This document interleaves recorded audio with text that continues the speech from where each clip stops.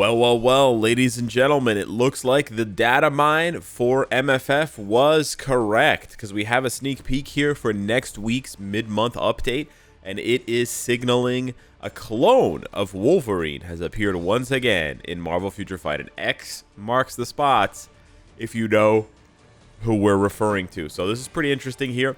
Over on the forums, they say the following: this superhero has been born and raised through the Weapon X program that was conducted with the genes of Wolverine, raised as a weapon. Check out the new looks and abilities, so new uniform and tier 4 of this superhero who strives to use her abilities in the right place. For sure, this is X-23, so we're getting a new uniform and a tier 4 for X-23. The big thing is going to be whether they make her combat or speed, but we'll talk about that in just a minute.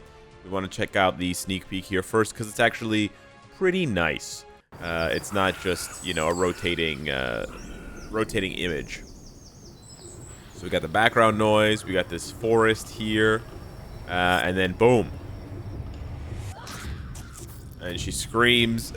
She screams and slices somebody. Who knows?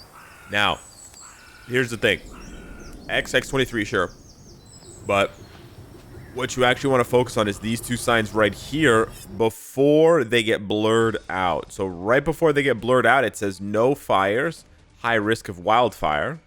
And then it says warning level, tier 4, high risk. And then they got the little, you know, the thing that tells you how risky it is. And it's all the way in the red. So I don't think this is... Okay, funny enough, you could interpret this as like, is she speed or is she combat? Is she speed or is she combat? And the arrow's pointing at combat. I don't think that they would go that deep, that 5 head. But it definitely I mean, we already kind of knew she was getting a tier 4 from the new abilities here. But this also confirms it. And this is what I mean. Like, these are really high quality sneak peeks, right? I know this takes a lot of work to 3D model all of this.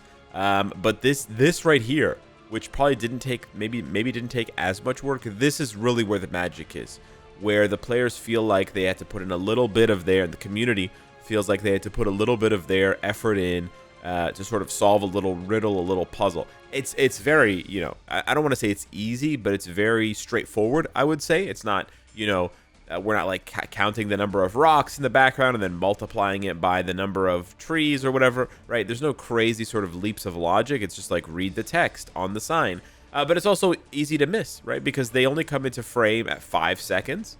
At 5 seconds, 6 seconds, they come into frame. And then at 9 seconds, they get blurred out. So you could absolutely miss it. And it's just a really nice little Easter egg sort of hunt tidbit sort of thing. Now, looking at the character model that we don't get a good look at, but we get a good enough look at to know, when we couple it with the information that we already have from the data mine, where it's target X is the look here for X23. We can see what looks like a jacket or some sort of leather coat with a buckle here, and then this white sort of puffiness, and then you can see like what looks like a red skirt with some sort of like, you know, belt or something like that. I hate this look, but it's almost definitely this look. It's almost definitely this look. And the reason, wow, that's the smallest image possible.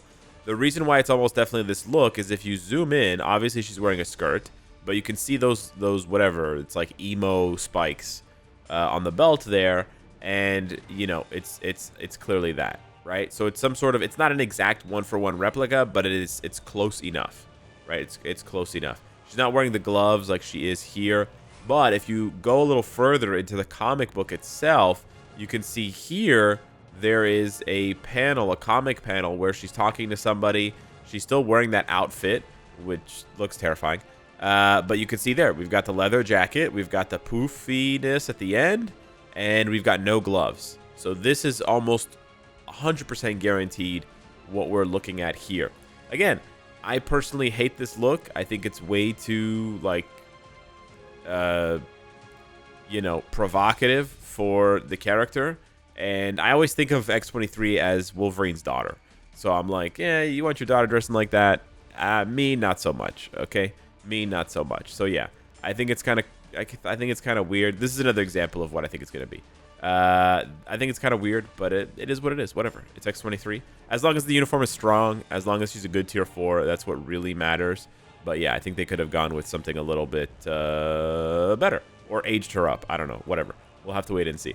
So yeah, that's basically it for the sneak peek. But this is not the last sneak peek. Because remember, the last sneak peek will say, please look forward to more information through the patch details to come. And that hasn't happened yet. So we're definitely getting at least one more sneak peek for Dakin or for Apocalypse. I'm assuming it's going to be both. We're going to get Dakin and Apocalypse. And it's going to be a 2 tier 4 update, which means we would actually have 4 tier 4s, believe it or not, in one cycle, because we already got Hulkbuster and War Machine. But then again, if you look at how bad Hulkbuster and War Machine are, and if you're Netmarble and you're comparing, the data and you're looking at the numbers and you're like, wow, 55 people tier 4'd Hulkbuster and only 150 people tier 4'd War Machine, holy shit. We got to get some new spicy tier 4s in the game. Alex has almost 25,000 Carbonadium. We got to get this motherfucker to spend some materials. The big question is whether X23 is going to be speed or combat. And the devs have a really good opportunity for her if they intend to make her, to keep her as a combat type. The last 2 uniforms, I believe. No, only the last 1 uniform. So her base look and her very first uniform were both speed. And then they changed her to combat with the most recent all-new Wolverine outfit. Now, you could argue that she was turned into a combat because this is the new Wolverine. Wolverine is a combat type. So now that she's going back to just being X23, going back to whatever, she's going to go back to being speed type. I don't know. If she's a speed type, it's going to be tough. Because on the one hand, yeah, you could make her a speed hero human, and she could compete with Luna in some of the ABX, ABL days. Not all of them, because some of the days call for a human female hero. And she's obviously not human. She's a mutant. So that's one place where she could have some value. The other place where she could have some value, I guess, if she goes back to being a speed type, is PvP. Because we don't have a lot of strong PvP types. Speed types in PvP. But they would have to give her a very, very strong artifact. They would have to give her the immortality artifact like Wolverine. I honestly think they should give her that if they intend to make her PvP at all, because they gave it to Sabretooth. They give it to so many characters at this point. There's no reason not to give it to X23. On the other hand, if they keep her as a combat type, I think by far she has the biggest value upgrade as an alternative to Hope for ABX. Now, again, it's only 1 day of ABX, but in a very similar way that Gwenpool represents a discount where you can have a better version for less compared to Mystique, because Mystique you have to spend all these crystals. Hope you have to spend all these crystals. You can see the pattern, right? You can see kind of the similarities. That's really something. And the funny thing is, Gwenpool just replaced Mystique, who was released in January of this year. And now potentially X23 can replace Hope, who was also released in January of this year. Yeah. Now, for all you Hope fans out there who are like, oh, this is bullshit, like she didn't even have a year for 1 day of ABX, Hope still has value outside of that. She has a leadership with all attack and some buffs to Cable. She has a support artifact, which is also good. So Hope is by no means, going to be sort of like a trash character at this point. On top of the fact that you get that stage that you can farm forever in the Madeline Epic Quest. And you know what? Hope probably has a good chance of getting a uniform in the future because she's fairly popular in the Marvel Comics more recent runs here. And also all the Phoenix Force shit, etc., etc. Again, I mean, I wasn't really sold on the Madeline Epic Quest, and over time that became even more clear, and the value slid even further. This would kind of be the last nail in the coffin for why most players should avoid that Epic Quest entirely. But yeah, I see a lot of similarities between the Gwenpool setup and the X23 setup. We'll just have to wait and see, and it really sort of hinges on what kind of artifact they give her. If they give her an ABX artifact, like for example, if you're wondering what it looks like, it's like Moon Knight's artifact where it increases damage dealt to enemies with 50% HP or higher. This is the quintessential ABX artifact.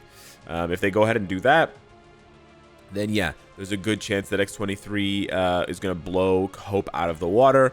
Otherwise, you have, maybe they're... Again, it depends what they want to do. but maybe they're going to make her a hybrid. Maybe they're going to make her for PvP. I'm in a different sort of camp. I don't really know what I want them to do with her. I think Hope is really fun to play, so I don't really mind playing with, like, continuing to play her. I also think that X23 is kind of too cool of a character. Again, this is just my own opinion, but I think she's too cool of a character to just be relegated to one day of ABX. I would kind of prefer her to have more value. So I would actually like it if they went all in on PvP for her and gave her Wolverine's artifact. It would make more artifacts valuable. It would give more artifacts that chase value, where you're like, oh man, I really need a 5-star version of this, a 6-star version of this. And it would give us another, like, cool X-Men, you know, Wolverine type character. That being said, I know that the devs are really bad at balancing PvP. That's just the fact of it. They're really bad. Look at what they've done lately. Look at what they did to Fantastic Four. Look at what they did to Quicksilver, to Ebony Maw, to Madeline, to Doctor Doom. To even more recently to Hulkbuster. They're just not good at balancing PvP. They're not. And so in saying that I would prefer to use her in PvP, I recognize that if I'm asking them to give her a PvP kit, there's a good chance they're going to screw it up. They're going to give her no iframe ignore, or they're going to give her iframe ignore but there's no penetration, or they're going to give her iframe ignore and penetration but they're not going to give her an immortality artifact, so she's just going to get one-shotted. Those are basically your options. Take your pick, right? And then there's obviously like the 1% chance that they actually give her a good kit and she's actually really fun to play. I would like that. I would honestly like a reason to tier 4 X23. I don't think the devs are going to give me one. I think they're going to give us a reason to tier 4 Apocalypse, as you'll see very soon. But hey, that's going to have to wait for another sneak peek later on. So yeah, hit me up in the comments down below. Start saving your resources now because the X-Men are coming. That's my big tip for you guys. Start saving your Phoenix feathers and your M-Card crystals. Stop using them to farm comic cards. Stop crafting them. And yeah, I'll see you guys. I'll see you guys in the next one. Thank you for watching. Smash the like button if you enjoyed the content, and take care.